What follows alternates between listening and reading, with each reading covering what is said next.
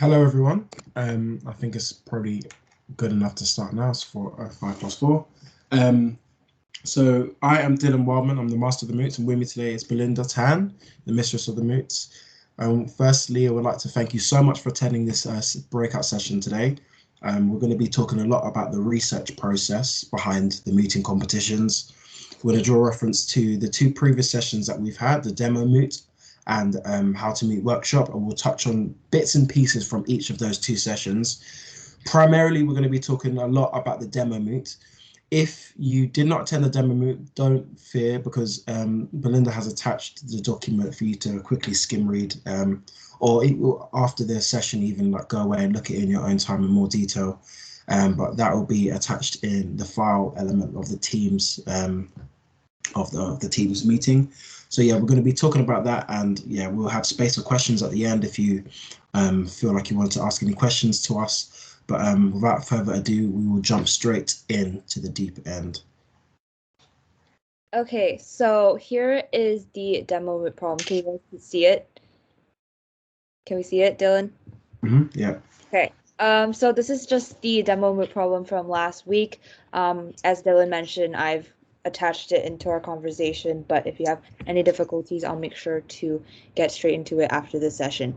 But obviously, it was a criminal case. So how you refer to parties to the case is in a criminal case, you refer to parties as accused or the defendant, and the crown represents, the prosecution. So if it was a civil case, you're meeting under tort law, you refer to parties as the defendant and the claimant.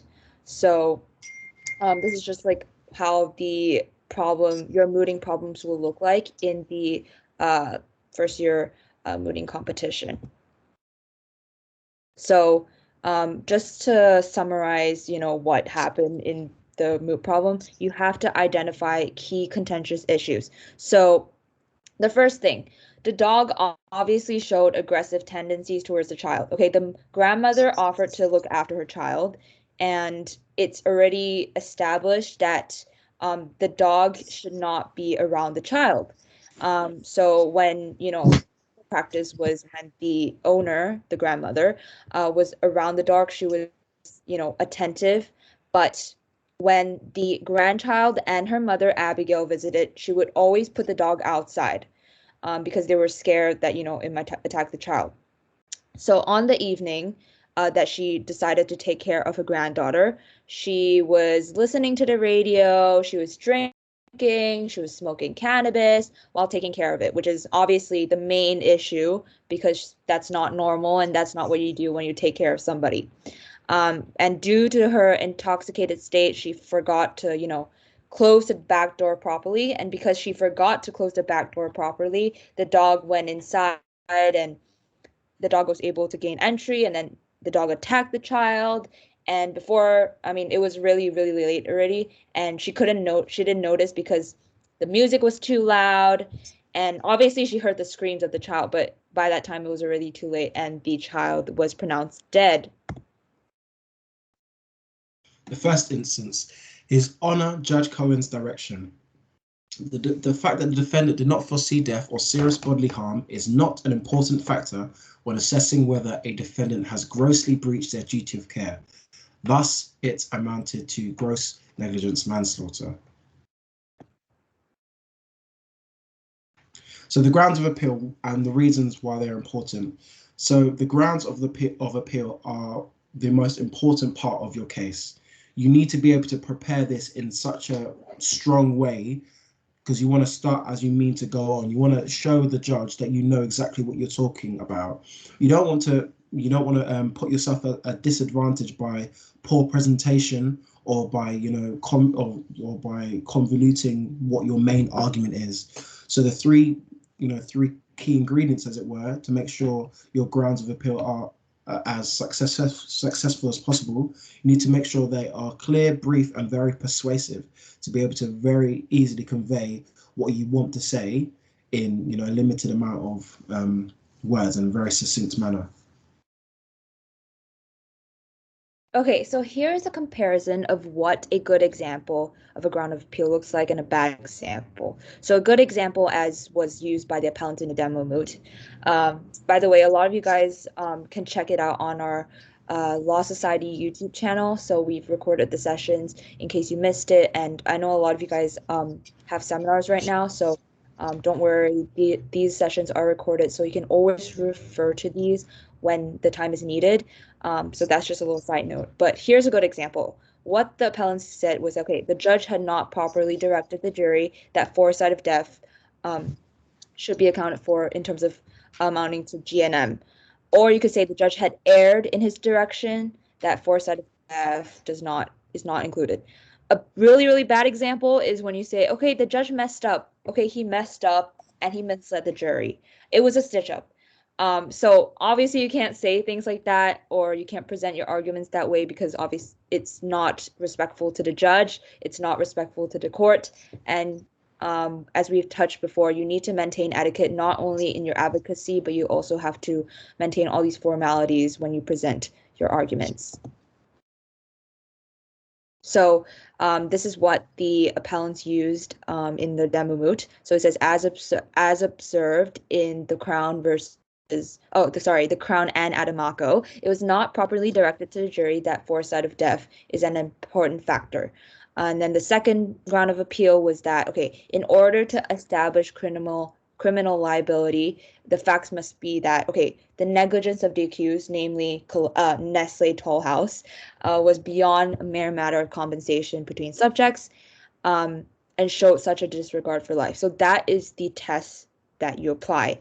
What the appellants argued for was that, okay, maybe her actions was beyond a mere matter of compensation, but it's short of showing such a disregard of life.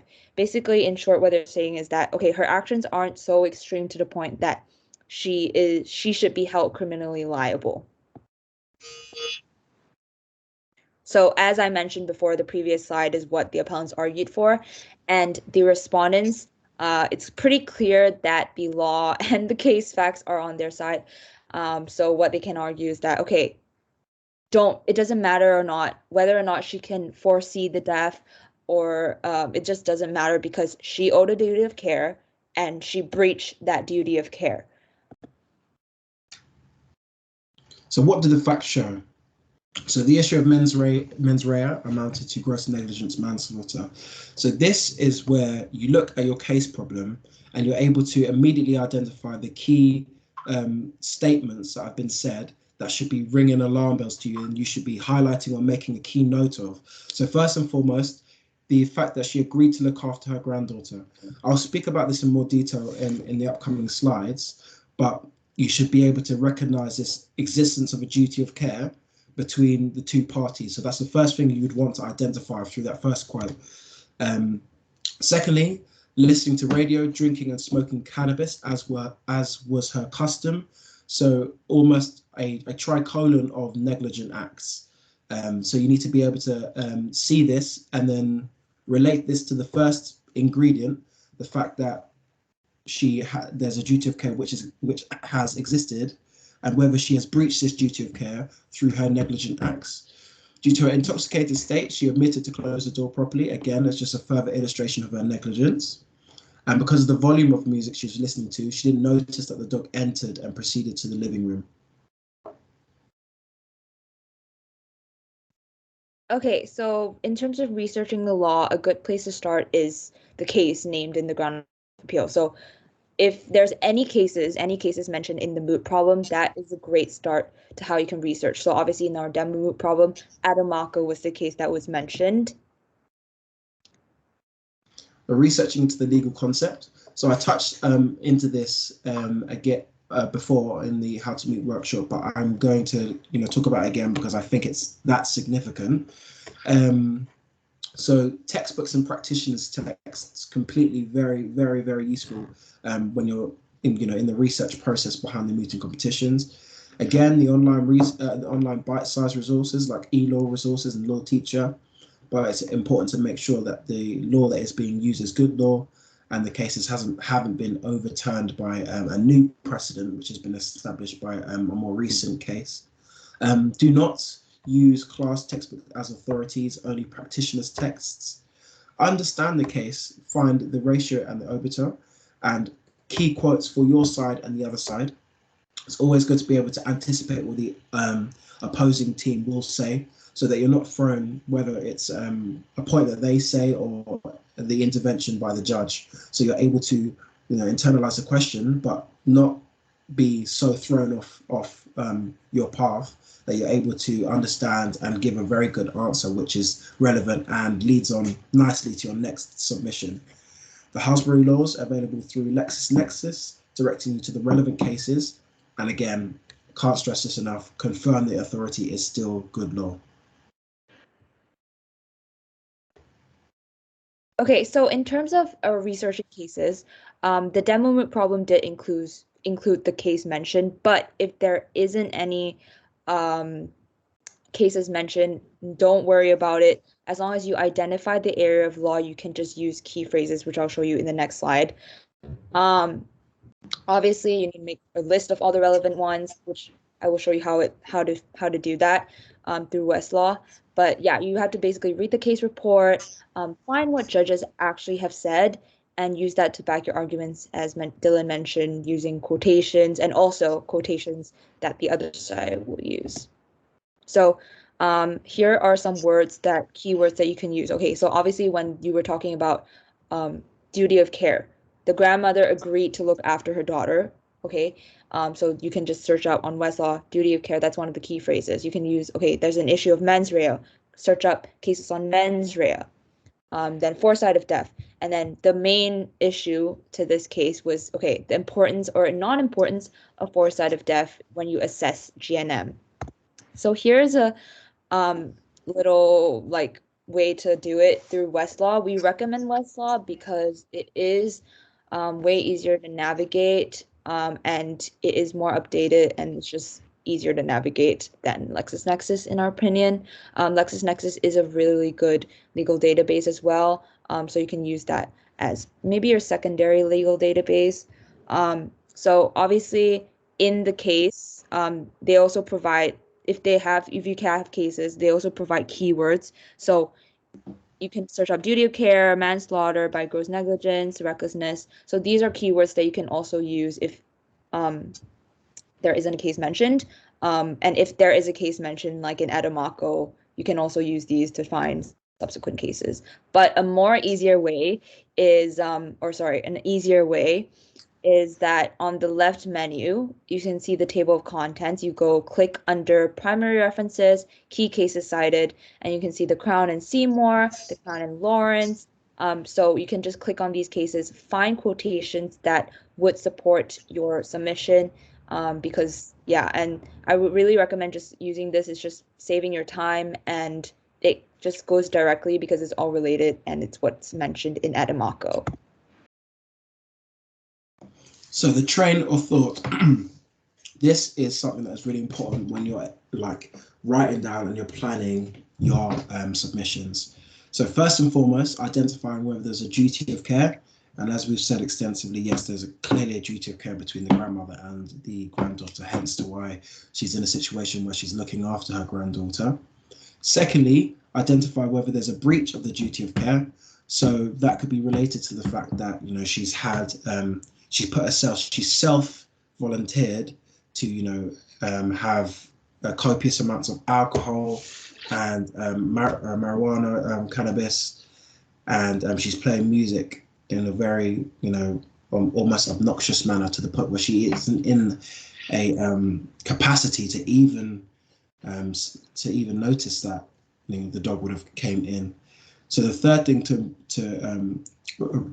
think about is the seriousness of the breach. So is it such that the defendant's negligence can be considered gross negligence? So this is the most important factor because it's clearly 1 and 2 have been satisfied quite quickly and it's easy for you to just rattle them off. But then it's for the assessment whether the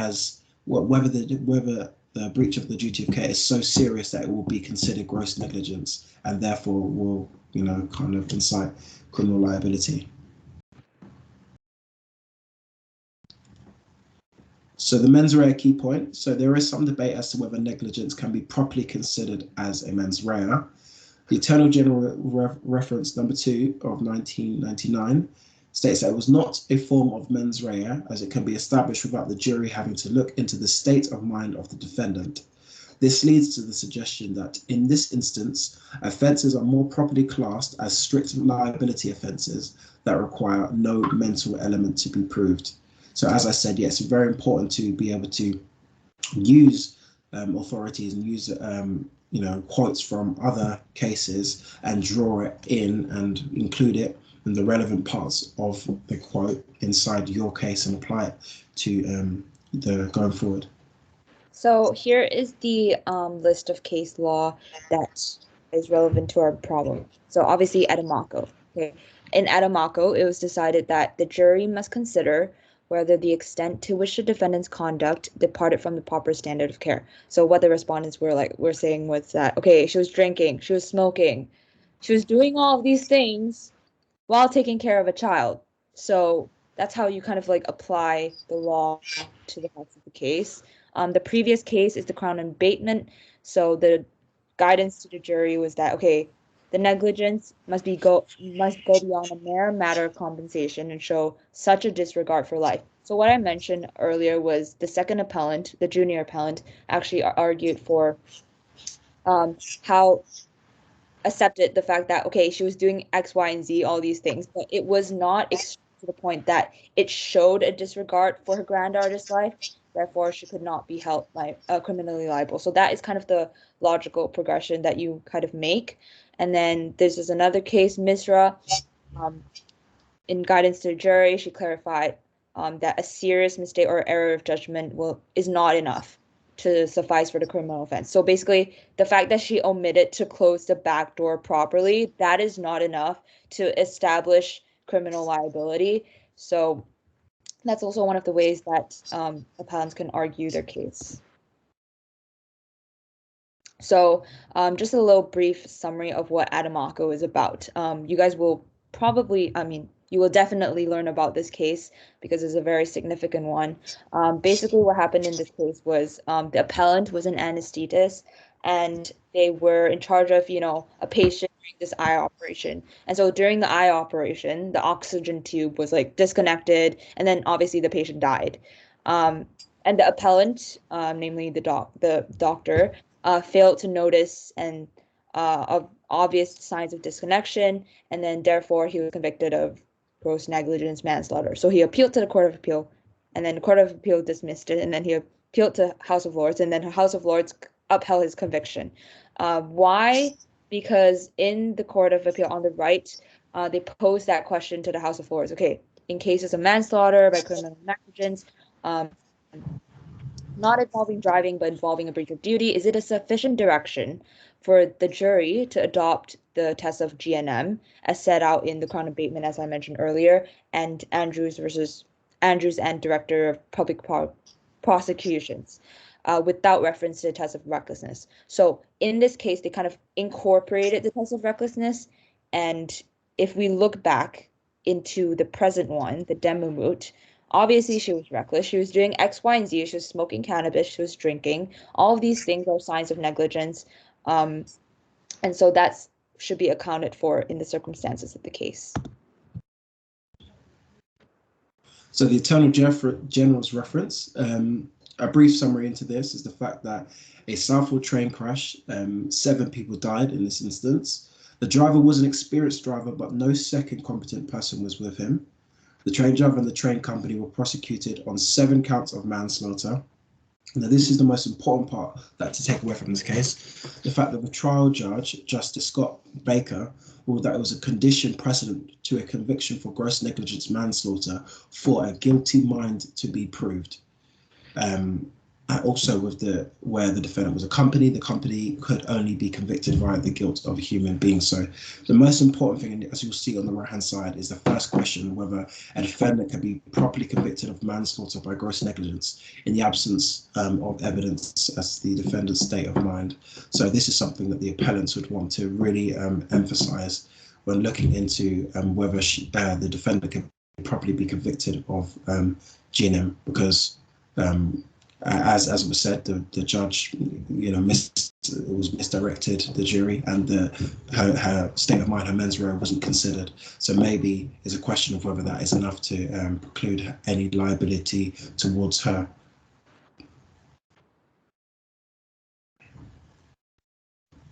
Okay, so in terms of forming your arguments, you will also learn this. I mean, I think you have already learned this, IRAC.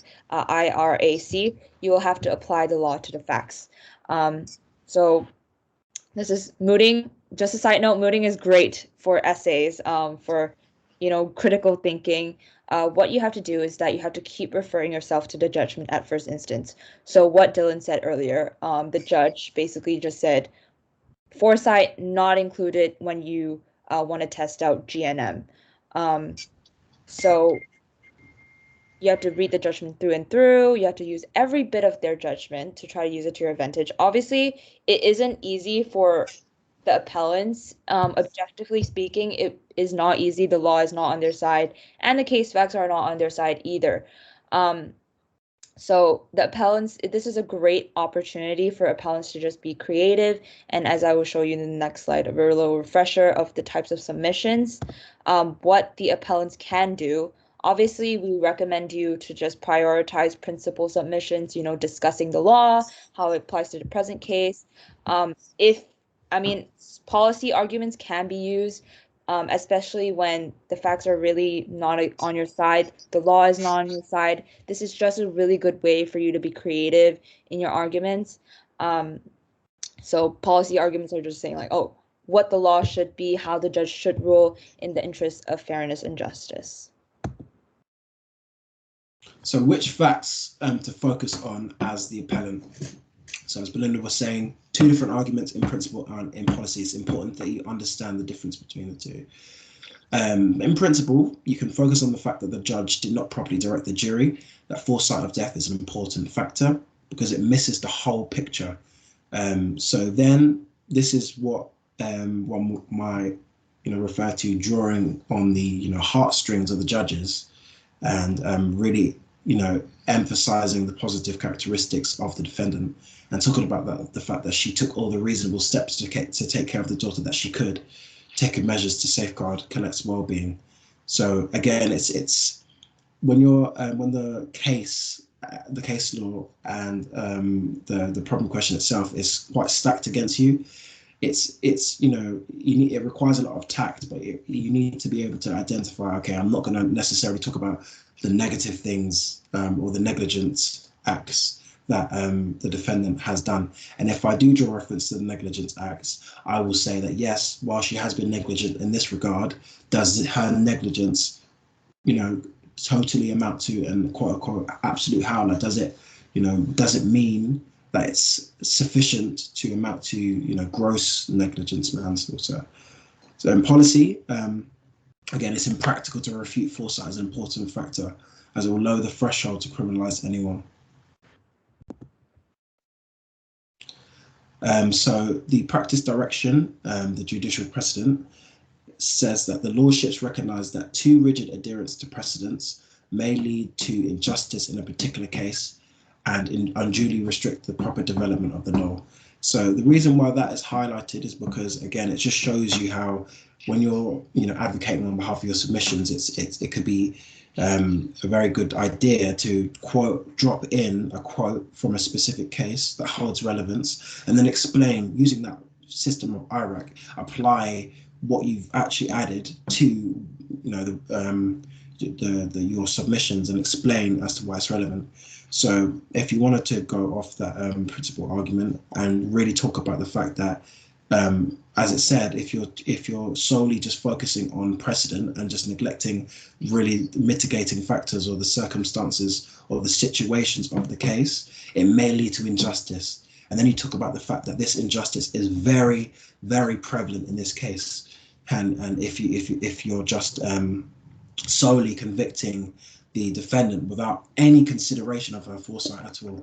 So, it's really important the way you articulate yourself and the way in which you can draw arguments in to reinforce and give strength and vigor to what you are saying. Okay, so which facts do we focus on as the respondent? clearly is a little bit easier for the respondents in this case, so they can just focus on how, like, okay, the grandmother offered to take care of her granddaughter. She owed a duty of care, and she breached that duty of care clearly because she drinking, smoking cannabis, and then a policy argument, which is not that necessary, I would say, in terms of being a respondent, because you have so many of the law and you already have so much of the facts of the case, that you don't really need to make a policy argument. But if you do want to make a policy argument, you can say that, okay, the threshold isn't that low. And if you consider the wider context in convicting um, individuals of GNM, she actually voluntarily placed herself in that situation. And so if you let her go, if you did not, hold her criminally liable, what does that say about conviction in future when a similar case happens again? So you can also hone in on the fact that, okay, she was aware of the strength of the dog. As I said earlier, they already established that they were going to separate the dog and keep the dog away from the child.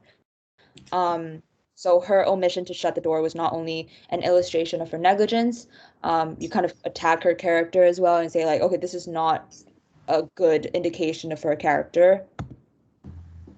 And as Dylan mentioned, you can use buzzwords, self-volunteer, duty of care, and he's like tug on the heartstrings of the judge and try to make the judge empathize and just kind of understand where, the victim is coming from. I mean, the victim's family is coming from, and she did this, and she did this in front of a child, and just dramatic things. Just say that you can do that for your case as well. Yeah, I agree with what Belinda was saying. It's a lot about the way you can present your arguments and being as dramatic as possible. Think of it like a performance. So when you are in a situation where you're where the law is maybe not on your side, and you're having to resort to attacking the character of the defendant, you want to do it in a subtle way. I think you want to be able to strike a perfect balance, because you want to, if for example you're talking about the defendant who has done something which you can recognize from the case that is very negligent. You don't want to just say, oh, she's such a lovely person, she's a wonderful woman, she's a great carer, because in doing so you've neglected the fact that she has done all of these things which have, as a result of her actions, the succession of events which led to the death. But it's being able to strike a balance. It's being able to like lift her up without overdoing it.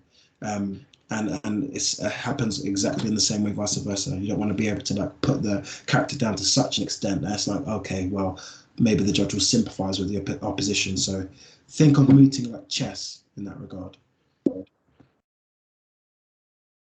Okay, so this is an example of how a skeleton argument looks like. This is what the respondents sent to the judge last week. So this skeleton argument is what you have to do, what you have to send 24 hours before your mooting round. You'll have to email the judge. When you've signed up for the first year competition, we will be sending, our mini mistresses will be sending consecutive emails on instructions on how to send and correspond with the judge of your mooting round. So obviously each team only limited to 8 authorities because you don't have that much time. Just a little refresher, usually the lead counsel has 7 minutes, the junior counsel has 5 minutes. So really you don't have enough time, but that is just kind of standard to, not have the moot too long. But yes, so as you can tell, this team used 6 authorities. So it's 8 authorities, including legislation. So let's say you put an act in there, it'll be the 7th referral. So yes, it does include legislation, not just cases. So the checklist for the skeleton argument: the names of the court in which the case is appearing and the court whose decision is being appealed. So whether that's the Court of Appeal, McQueen's Bench, etc. The names of the parties to the case and the date of the appearance, whether submitted by the appellant or the respondent. You need to ensure that the authorities are listed alphabetically and they are correctly cited.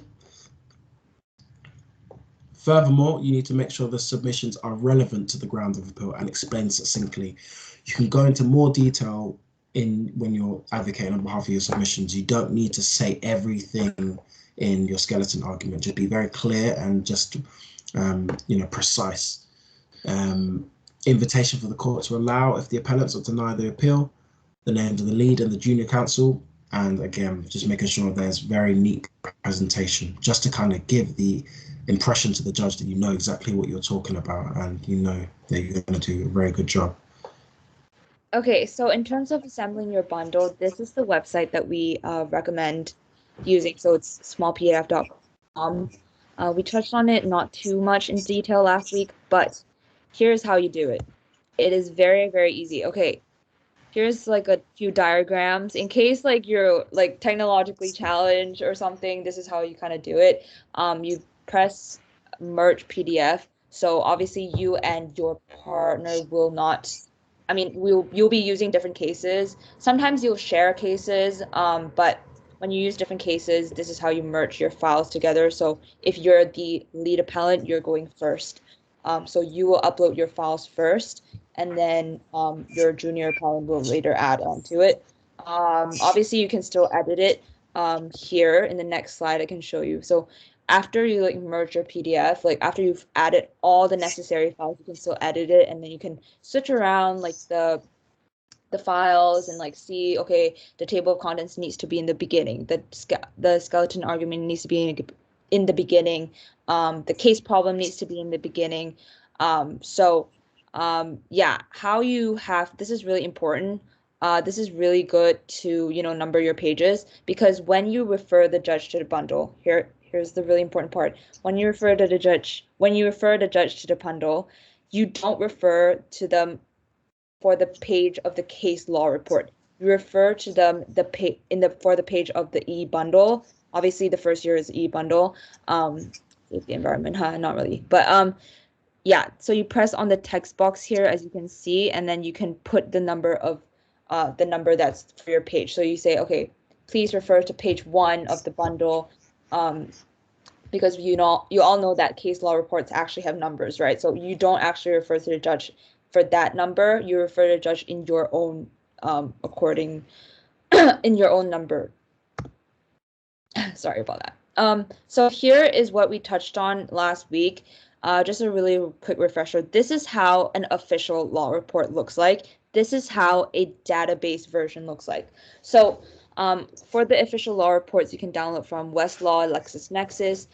If you still don't know how to get through these legal databases, you basically log into your work library account, sign in through your institution, obviously, and then you go to the search bar. Under the search bar, there's the little option called databases, and then you can just search up Westlaw or LexisNexis. You don't have to sign in like twice or something like that. Just make sure that you're signed into your university account for your library. But if you cannot find the official law report, please inform the judge when you're sending the e-bundle. So when you send the e-bundle, it is 1 hour before the moot typically. So you can just email, say, oh, apologies, we could not find the official law report version. Please accept this database version, and the judge will highly appreciate it. Or if you forgot to tell them before the moot, you can say during the moot as well, apologies again. Or actually, you can repeat what you said and just say, remind the judge, okay, apologies, please accept this database version, and they will highly appreciate it.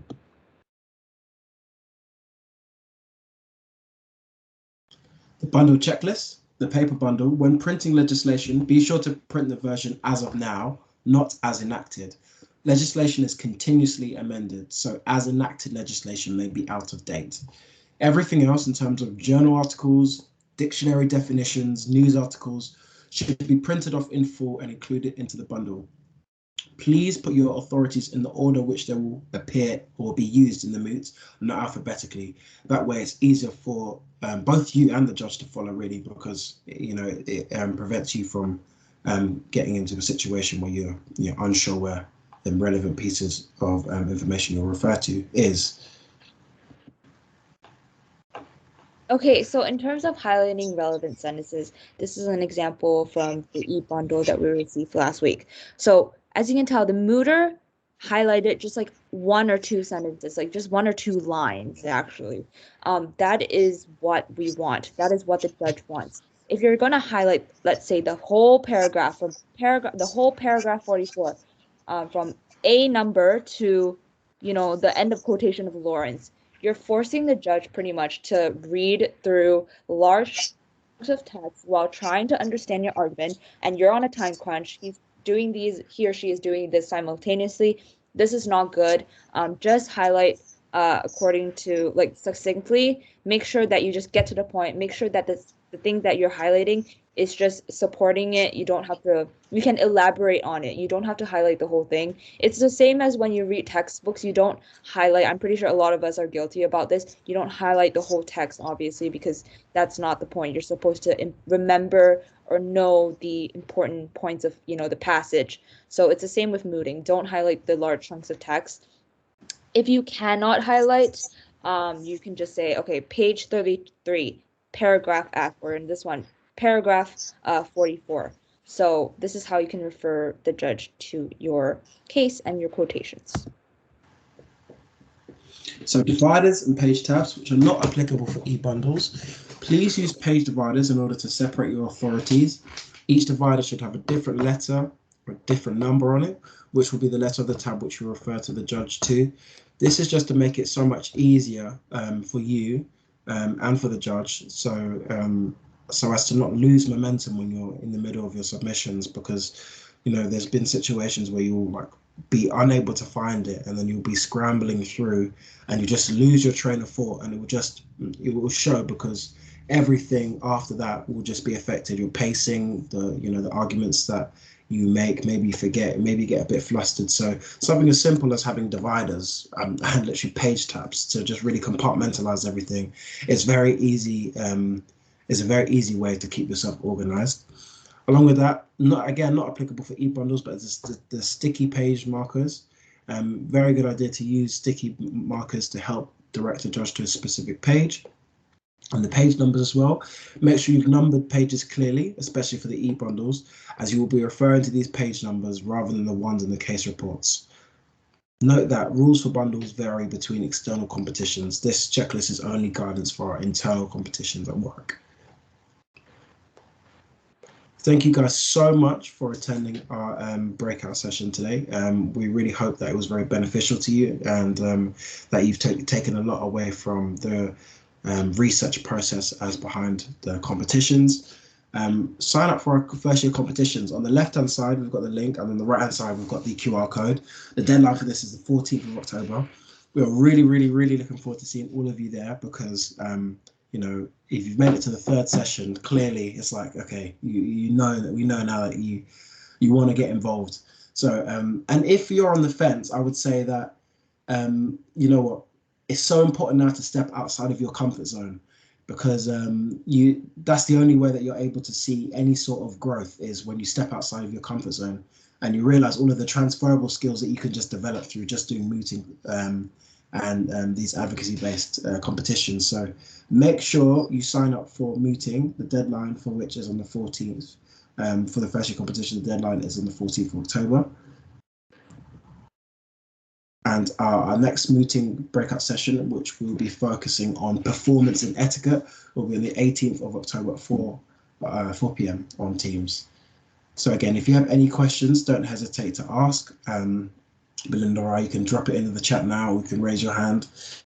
And if you're a bit overwhelmed by however many people are in the chat, then you can just ask us directly on WhatsApp, and then we'll get back to you, because we really just want to see every single person giving it their best shot. But again, to conclude, thank you so much, and we look forward to seeing you soon. Yes, you can just throw off questions, or just turn on your mic. I can just DM on WhatsApp. I know I get quite a bit of questions from first years on how do I balance this, and a lot of you guys actually asked me if this session is recorded, and just to clarify, it is recorded, so this will be uploaded on our YouTube channel. Our demo moot and our how to moot workshop is already on the YouTube channel, so you can always refer back to it. And also our further materials will be released on the website as soon as it's done. Also, please follow us on Discord, Warwick Law Society, and we've been posting on there, so please just stay updated with that other than WhatsApp. But you can also text us on WhatsApp if you have any questions or any concerns. But yeah, the Discord is usually for, students to ask questions or discuss them or discuss or just ask general ones about mooting, anything. But yeah, that's kind of what we have today. If you guys don't have any question, that's totally fine. Uh, you can always text us, as we said. But yeah, thank you guys so much for coming. I know a lot of you guys are in seminars right now, so that is totally fine. Really glad that we can get this recorded. So yeah, that's kind of it for today. Yeah, I think it's been a really stressful week for all of us because we started seminars this week, and some of us might find it difficult to balance things, and just don't worry because mooting is honestly a um, beneficial experience. And as Dylan said, just step out of your comfort zone. I remember in a how to moot workshop, a lot of you guys asked, oh, can we look at it first and before deciding? But just jump into it and you will definitely not regret it. It is good that our first year is virtual as of now, so our preliminaries will be virtual. So if you're scared, I mean, I think it will kind of help ease you into the process of mooting, help you just learn the basics, uh, familiarize yourself with the process. But yeah, we really recommend you to join it. I will share my screen again and show you guys the sign up form if you guys haven't done that yet. I mean, the sign up QR code. We always post it. Mary and Emily post them as well on our WhatsApp. So we'll continue to share within the next few days. The signups, but you can just scan this QR code and it'll direct you to the form. It's fine if you don't have a partner. We will partner you guys. We've also had some people sign up and then they found a partner, so we'll also make sure to accommodate that need and that request. So if you sign up and you've suddenly just found a mooting partner, just let us know. Um, you can let Mary or Malik know, especially because they're taking care of the administration for our first year competition. But yeah, just scan the QR code, and that is all we have for today. Thank you guys so much for coming, and we will see you in our next session. Oh, what's the YouTube channel called? Yeah. Oh yeah, it's just literally called Warwick Law Society. Let me just get the link right now, and I will just share it in the chat so that you don't have to find anything. But yeah, it's actually just search up on YouTube or Law Society. So let me just find the actual channel and just get it for you right now. To make your life easier, subscribe, guys. Subscribe to the YouTube channel. Wow. We've become influencers or whatever. But yeah, this is our YouTube channel. Please just subscribe, and we upload all of our workshops and stuff if you didn't attend the last 2 sessions. But yeah, that's all we have for today. Thank you guys for coming. Hope you guys have a great week. Be sure to follow us on social media because to stay updated, we have another event, same time next week on Microsoft on performance and etiquette, and you definitely do not want to miss it. It's very important, equally as important as the research process as well. So yeah, thank you guys for coming. Bye. Have a great week, guys. Have a great week. Thank you guys so much. I will stop the recording right now.